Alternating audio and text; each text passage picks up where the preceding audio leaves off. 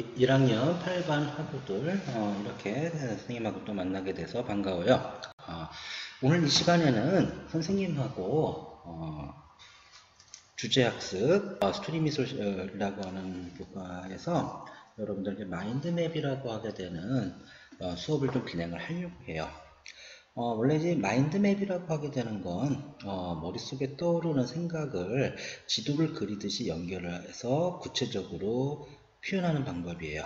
선생님이 어떻게 작업을 하는지 잠깐 예시 작업을 보여줄 거예요. 그래서 그것을 보면서 여러분들 스스로가 이 마인드맵을 좀 완성을 해서 제출할 것을 선생님이 이야기를 할 거예요.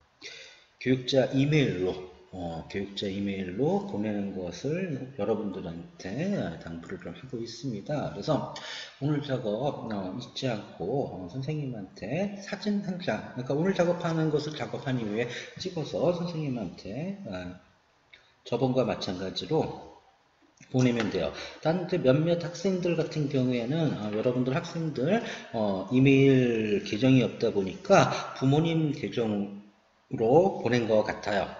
그리고 여러분들 지금 보낸 학생들 그 사진들을 보다 보니까 아마 여러분들 밖에 나가지를 못하다 보니까 상당수의 학생들이 주로 이제 풍경 뭐 하늘이라든가 아니면 나무라든가 이런 아니면 학교 전경이라든가 이런 것을 찍은 학생들이 좀 많았고 선생님이 보통 이제 본인들이 좋아하는 것이라고 하게 되면 어떠한 하나의 소품 물건이라든가 아니면 동물이라든가 이러한 것들이 좀 많을 거라고 생각을 했었는데 우리 1학년 8반 학우들은 전체적인 이제 풍경을 좋아하는 것 같아요.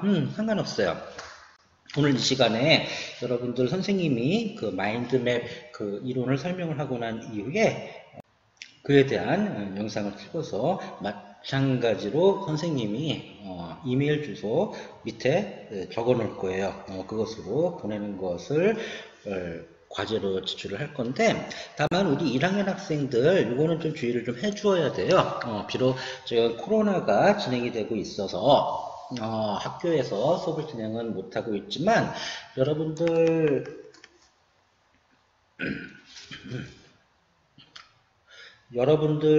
그 중학교에서는 초등학교 때와 달리 우리가 이제 평가라고 하게 되는 것을 진행을 하게 돼요. 그리고 이 평가를 하게 되었을 때 우리 1학년 학생들 지금 1학기는 자유학기 프로그램이 운영이 되고 있는 거예요. 그래서 그 뭐 중간고사라든가 기말고사라든가 우리가 달리 얘기하면 뭐 1차 지필고사, 뭐 2차 지필고사라고도 이야기를 하는데 이렇게 시험을 봐서 평가를 하지는 않는데 여러분들이 활동하게 되는 이 내용들을 우리가 생활기록부에 적어주기도 해요. 중학교 때 이제 이러한 활동들을 하고 여러분들 스스로가 이제 적히는 것을 훈련을 하고 나면 특히 이제 고등학교에 입학을 하게 되면 여러분들 대학 입시를 보게 됐을 때는 이렇게 생활기록부에 적히게 되는 과정이 매우 중요해요. 그것으로 대학을 가게 되는 것을 여러분들이 이제 수시 입학이라고 하는 표현을 사용을 해서 시험을 봐가지고 바로 우리가 수능이라고 하게 되는 시험을 봐서 이제 그 성적에 따라서 가게 되는 것을 정시라고 하게 되는데 이렇게 학교에서 생활하게 되는 일거수 일투족을 선생님이 적어주는 그 내용을 바탕으로 해서 자기소개서를 쓰고 대학을 가게 되는 역할. 단 중학교에서도 여러분들 특목고라고 아마 들어본 학생들도 있을 텐데 이러한 특수한 학교를 좀 가게 되는 학생들 같은 경우에는 여러분들 이 자기 소개서가 중요하고 그 다음에 선생님의 추천서가 중요한데 그때 여러분들이 수업 시간 중에 했던 이런 상황들을 선생님이 적어준 내용이 그런 자소서라든가 그 다음에 추천서를 적는데 많은 영향을 미쳐요. 여러분들 수업 시간 중에 했었던 이런 활동들 하나하나에 대한 것들을 신경을 써서 좀 마무리를 해줘야 되고 선생님이 제출을 해야 한다고 이야기를 좀 하게 되면 어렵더라도 어떻게 제출해야 될까를 고민해서 좀 선생님한테 보낼 수 있도록 해줘야 돼요. 자, 그래서 오늘 시간에 여러분들 요 화면에 보게 되면 선생님이 이제 마인드맵이라고 하게 되는 것을 이렇게 써 놓았어요. 자, 오늘 이 시간에는 간단하게 어떻게 이 마인드맵을 구성해 나가는지 선생님이 설명을 좀 해줄 거예요. 오늘 이거 좀 지우고 그러면 시작을 좀 할 거예요. 여러분들 마인드맵에서는 가장 중요한 것이 이 화면에 중심 이미지를 여러분들이 쓰거나 그림을 그릴 수가 있어야 돼요. 여기에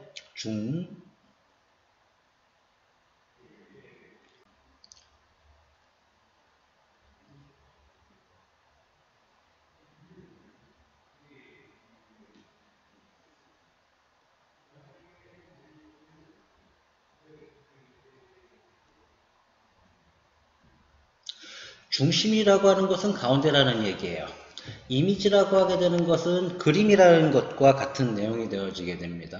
그래서 여러분들 오늘 이 시간에 선생님이 과제로 들어가게 되는 것은 중심 이미지는 나를 표현할 거예요. 그래서 선생님이 여기에서 우리가 마인드맵을 표현하게 될 때 이렇게 글을 써서 표현할 수도 있고 그리고 나서 반드시 해줘야 되는 것이 이러한 글을 쓴 것에 대한 간단한 이미지 표현을 해줄 수가 있어야 돼요. 그래서 여러분들 선생님이 여기에다가 그냥 선생님은 선생님 이미지를 간단하게 한번 그려볼게요. 이거 선생님이에요. 뭐 자세하게 그리려고 하지 않아도 돼요. 여러분들은 아마 지난 시간에 미술 시간을 선생님한테 잘 들었던 학생들이라고 하게 되면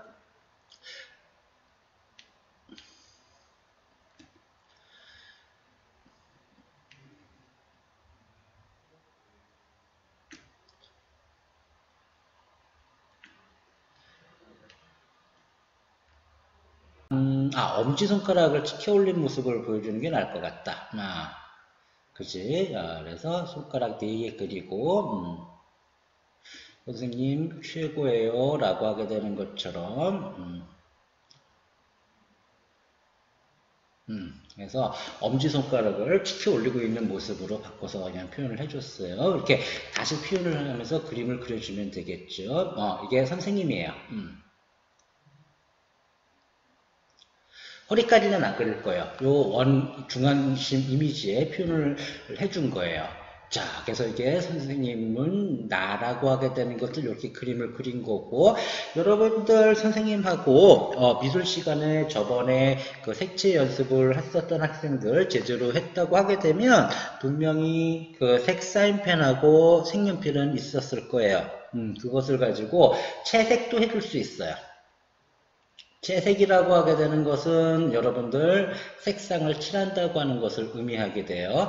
자, 이렇게 중심 이미지를 표현한 상태에서 여기에서 여러분들 알아야 되는 것이 하나 있는데 주가지라고 하는 것이 나오고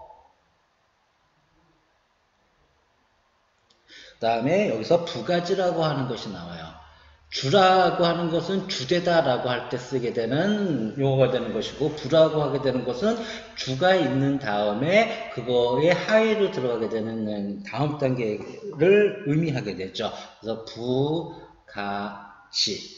가지라고 하게 되는 것은 여러분들 나무 있죠? 여러분들 나무가 이렇게 있으면 여기에 나뭇가지들 있는 거 여러분들 본 학생들 좀 있을 거예요. 이러한 것처럼 이 잔 가지들을 이야기해요. 그래서 주가지라고 하게 되면 주된 가지다. 그 다음에 부가지다라고 하게 되면 이 주된 가지 다음으로 파생되어지게 되는 가지를 이야기하게 되는 것이 되죠. 그래서 이 주가지는 좀 두껍게 칠해줘요. 바로 주된 중심 이미지에서 바로 표현이 나오는 것을 의미하기 때문에 선생님은 여기에 주된 가지에서 여러분들 지난 시간에 선생님이 내가 좋아하는 것 사진 2장을 찍어서 선생님한테 보내라고 이야기를 했었는데 오늘 이 시간에는 선생님이 요 오른쪽으로 들어가는 것에 대한 주가지를 빨간색으로 표현을 하면서 자 요렇게 표현을 하게 될 때 주가지는 요 화살표를 두껍게 칠해줘요.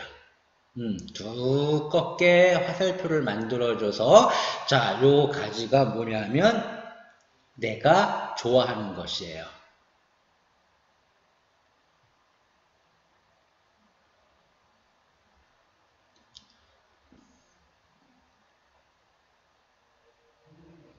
그래서 내가 좋아하는 것이라고 하게 되는 두 가지를 여러분들이 만들어서 표현을 해주면 되는데, 내가 좋아하는 것 중에 하나가 이제 선생님은, 여기에 한 세 가지 정도만 적어 보려고 해요. 선생님은 그림 그리는 걸 좋아해요. 선생님은 음악 듣는 것도 좋아해요. 선생님은 책 읽는 것도 좋아해요.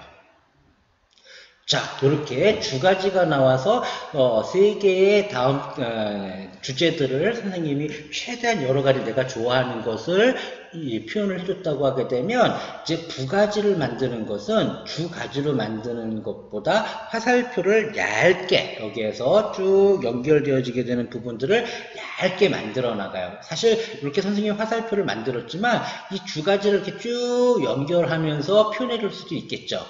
여기에 빨간색을 쭉 표현하면서 이 그림이라는 글자를 꾸며주는 거예요. 그래서 여러분들 마인드맵에서 쓰는 글자는 여러분들 단순하게 필기하듯이 흘겨 쓰거나 이렇게 하는 것이 아니라 그림 글자를 만들어 준다고 생각해도 돼요. 그래서 그 글자들도 하나하나를 어떻게 이쁘게 꾸밀 것이냐라고 하는 것을 만들어 주는 거예요. 음악으로 내려가는 부분도 가지를 요 밑으로 가면서 이렇게 연결될 거야 라고 하면서 표현을 해서 더 두껍게 만들어 줄 수도 있는 거예요. 책으로 가는 쪽도 주 가지라고 하게 되는 것이 느껴질 수 있게끔 뭐 두껍게 이렇게 글자를 만들어 줄 수도 있겠죠.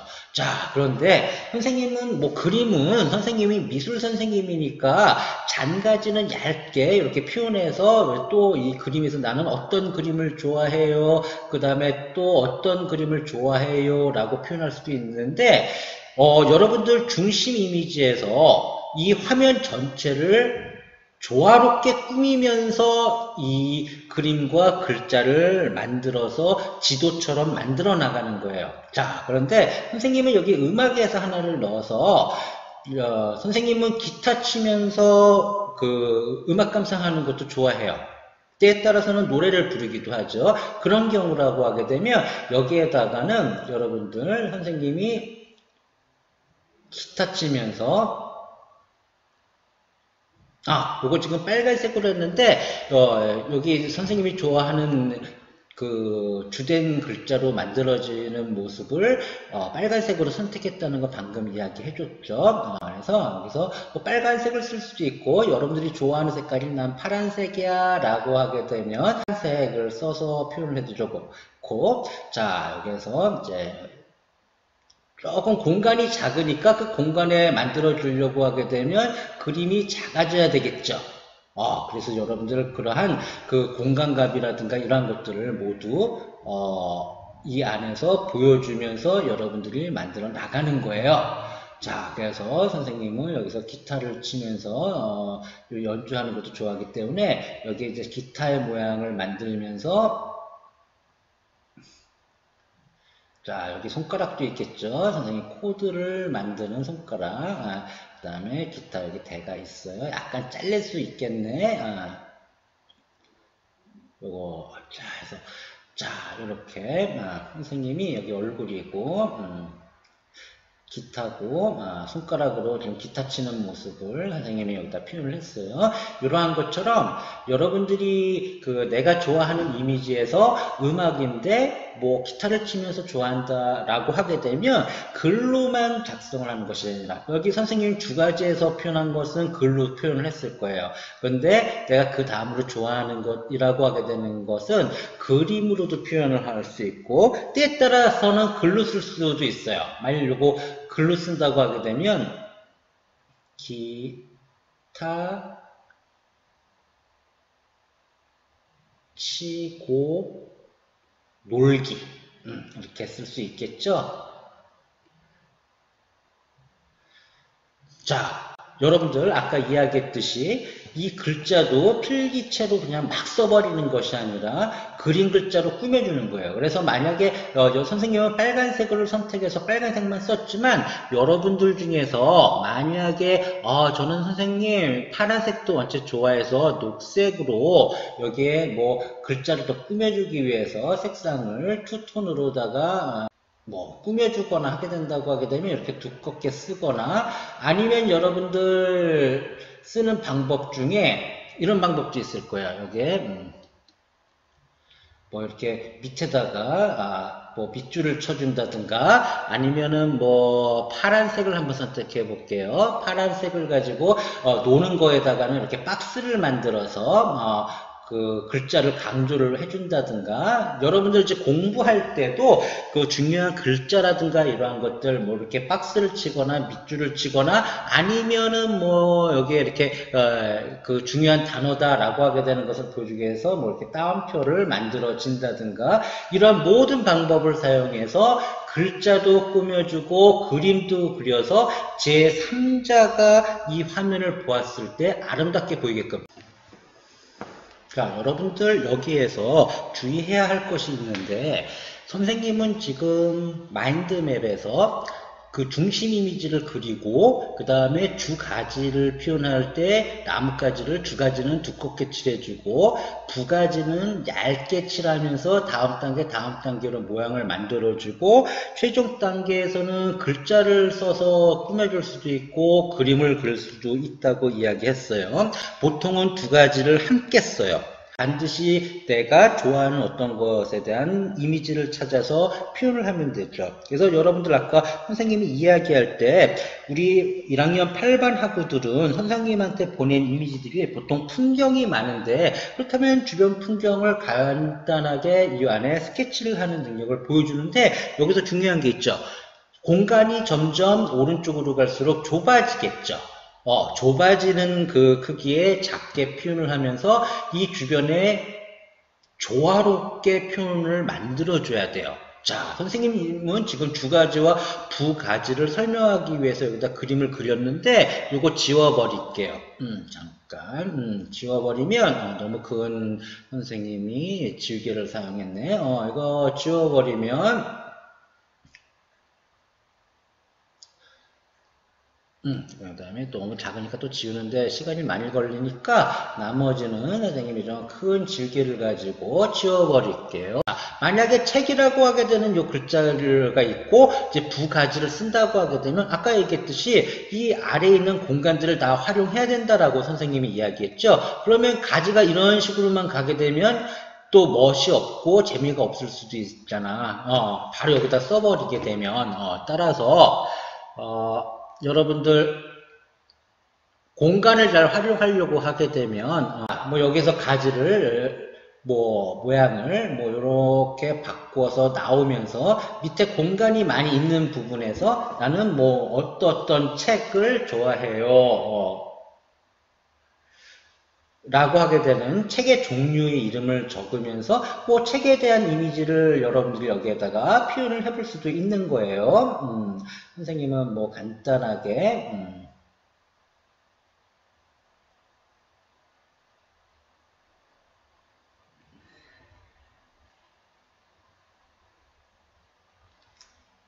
책을 펼쳐져 있는 모습 같은 경우를 이렇게 그려서 뭐 글 써져 있는 것처럼 선생님이 가볍게 이렇게 표현을 좀 해봤어요. 여러분들도 이런 이미지를 이 안에다가 그려서 그 균형감 있게 주변을 꾸며주는 것이 되겠죠. 자, 근데 여기서 중요한 것 한 가지가 있는데 선생님이 지난 시간에 내가 좋아하는 것은 사진을 찍으라고 분명히 얘기했어요. 그런데 선생님이 왼쪽에는 여러분들 내가 싫어하는 것을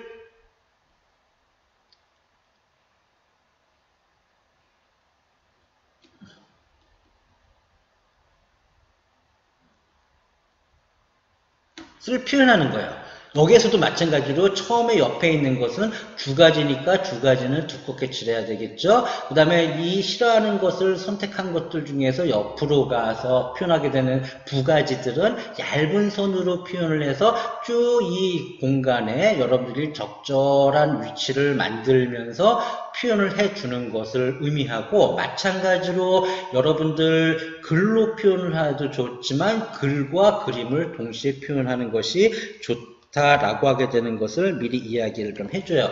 선생님이 내가 좋아하는 것과 싫어하는 것은 고정할 거예요. 그러니까 무조건 여러분들 이제 표현할 때 내가 좋아하는 것과 싫어하는 것은 표현하는 거고, 여러분들 지금 보면 알겠지만 중심 이미지라고 여기 써있는 이 부분은 선생님이 설명하기 위해서 그려놓은 것이지만 원래는 없어도 되죠. 그러면 만약에 여러분들이 이 아래 위에 공간이 바로 이 아래와 위의 공간이 어느 정도 남는 것이 조화롭지가 않죠. 여기에도 빼곡히 어떤 그림 이미지라든가 이런 것이 들어가면 좋다고 하게 되면, 선생님은 내가 좋아하는 것과 싫어하는 것, 이거는 고정이라고 했어요. 그런데 여러분들 스스로가 밑에다가 나는 나의 장점도 적고 싶어.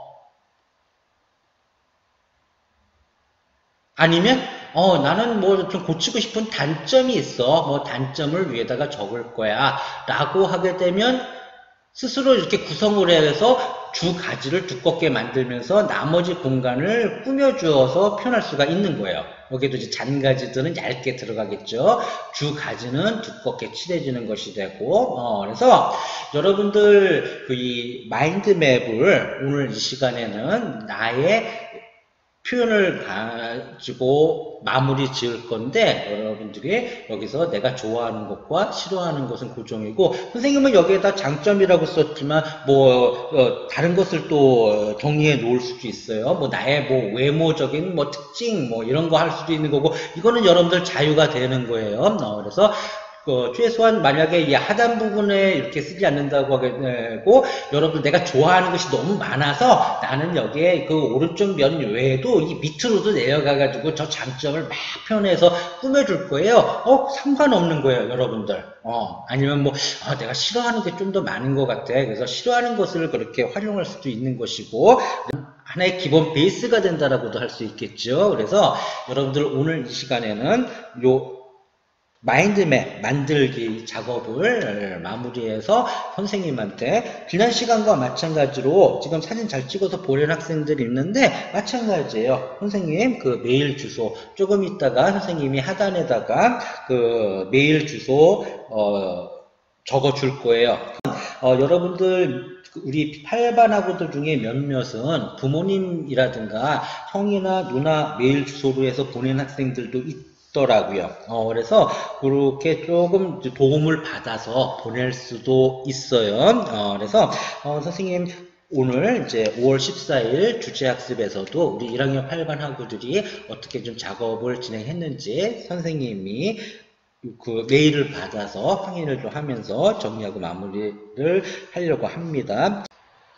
자, 그리고 만약에 여러분들 요 마인드맵 이미지를 구체적으로 예제를 하나를 좀 보고 싶다고 하게 되면 지금 선생님 우리 미술 교과서에도 이 마인드맵에 대한 설명이 나온 부분이 있어요. 교과서 34페이지예요. 이 34페이지의 그림을 보게 되면, 자, 여러분들 잠깐 선생님이 자, 우리 교과서에 있는 내용을 잠깐 가지고 온 거예요. 34페이지에 있는 거예요. 이 학생은 고갱이라고 하게 되는 작가가 있어요.